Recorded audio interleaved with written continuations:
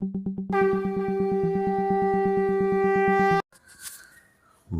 पुरुषोत्तम। आलोचना प्रसंग भाग 2 से 16 दिसंबर सन 1941 की श्री श्री ठाकुर जी से वार्तालाप। तपोवन के कामकाज के विषय में बीच बीच में विमल दा और क्षितीश दा सान्याल में तर्क वितर्क होता है। वह चर्चा पुनः चली। विमल दा और क्षितीश दा दोनों ही उपस्थित हैं। विक्षिप्त मन लेकर अनुयोग के स्वर में इस बात की चर्चा की गई। उस समय की आबो हवा कुछ गंभीर हो गई।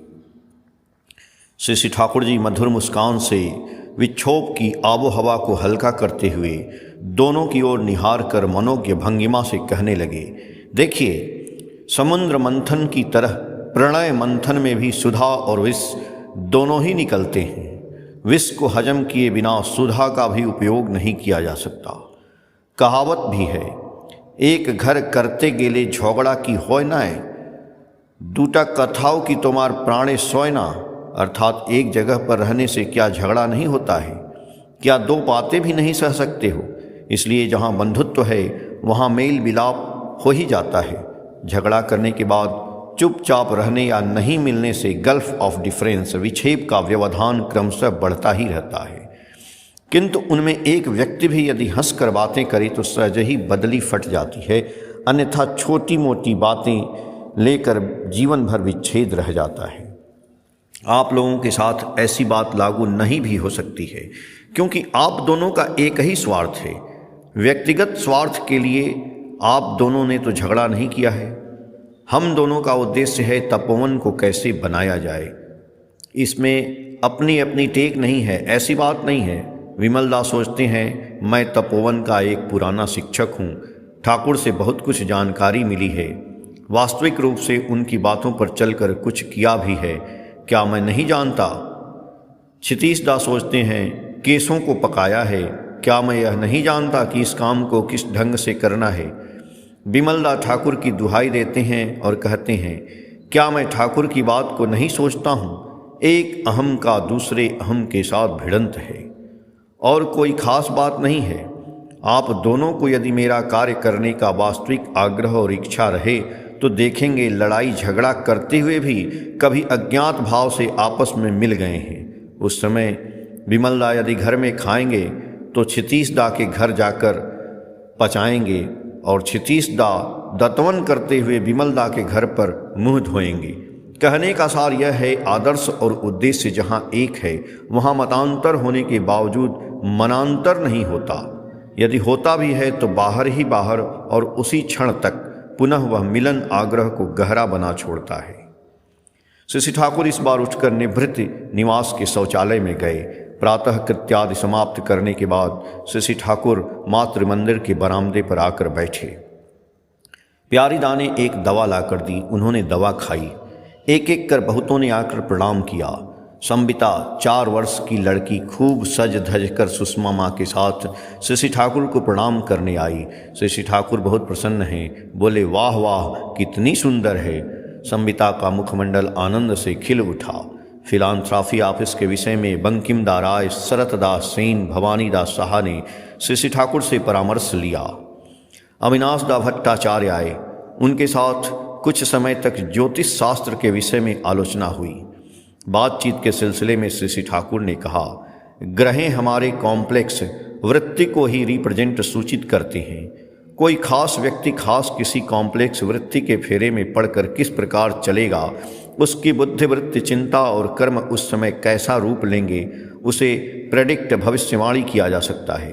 किंतु मनुष्य यदि सर्वतोभाव से इष्ट केंद्रिक होता है, उस समय वह प्रवृत्ति द्वारा परिचालित नहीं होता है।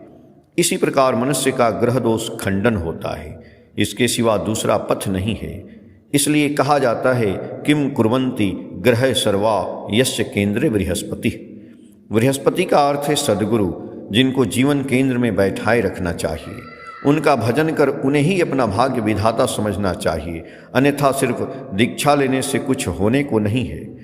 तो बहुत भी दीक्षा लेकर जो यजन याजन इष्टवृत्ति ठीक तरीके से करते हैं, वे भी बहुत कुछ बच सकते हैं। हर मामले में जो इष्ट को मुख्य बनाकर चलते हैं, उनके विषय में तो कहना ही क्या है। अमंगल होने पर वे उसे इष्ट स्वार्थ प्रतिष्ठा में लाकर मंगल की दिशा में उसके मोड़ को घुमा देती हैं। तत्पश्चात श्री ठाकुर ने कुछ वाणियाँ दी। प्रफुल्ल ने उन्हें नोट कर लिया।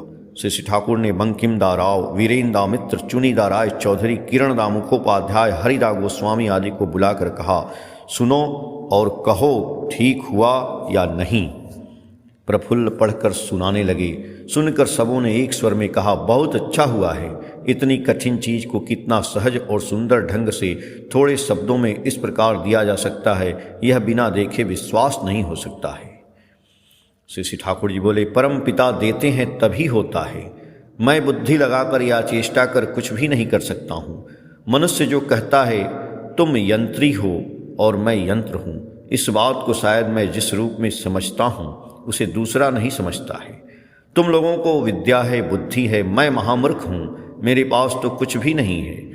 पूर्ण रूपेण मैं तो उन पर ही निर्भर करता हूँ। जब वे जो कुछ देते हैं तभी उसे बोलता हूँ, तभी उसी अनुसार चलता हूँ। इसके सिवाय मेरे लिए दूसरा कोई रास्ता ही नहीं है। उनकी बातें सुनकर सभी की आंखें अश्रु से डबडबा गईं। सभी मौन हैं, मुंह से एक शब्द भी नहीं निकला। तत्पश्चात श्री ठाकुर एक बार पूजनीय खेपूदा के घर के अंदर गए। साथ में कालिदासी माँ, लीला माँ, मिलन की माँ आदि झाड़ी, गमछा, सुपारी का डब्बा, तंबाकू जल और दंत खोदनी इत्यादि लेकर गईं। खेपूदा के घर में राजमिस्त्री लोग काम कर रहे थे। घूम घूम कर उस काम को देखने लगे। कुर्सी दी गई, उस पर पहले तो नहीं बैठे। ड्रेन की एक जगह को देखकर बोले, ओ नवाब, यदि उस जगह को थोड़ा और ढालू नहीं करोगे तो पानी का वहाँ पर जमाव होगा, मच्छर मक्खियाँ रहेंगे, उसे ठीक कर दो। नवाब ने विनीत भाव से कहा, जी आपने ठीक ही कहा है, मेरी नज़र पहले उधर नहीं पड़ी ठाकुर। यह बड़ी ताज्जुब की बात है कि हम लोग तो कभी इस काम को बराबर करते हैं और उससे ही पेट भरते हैं, पर हम लोगों में किसी की दृष्टि उस त्रुटि पर नहीं पड़ी, किंतु आपकी आंखों से वह त्रुटि बच नहीं सकी। श्री ठाकुर उसे उत्साहित करते हुए बोले, तुम्हारी आंखें भी मेरी आंखों से कम नहीं हैं। तुम्हारे जैसा मिस्त्री गांव भर में कम ही है। नवाब ने कहा, वह अल्लाह की दया है और आपका आशीर्वाद। श्री ठाकुर से सटकर तोता भतीजी आकर खड़ी हुई। बड़े काका को देखकर वह खूब आनंदित है। श्री ठाकुर दुलारने और पुचकारने लगे। आलोचना प्रसंग भाग 2 के पेज संख्या 64 से 66 तक। जय गुरु।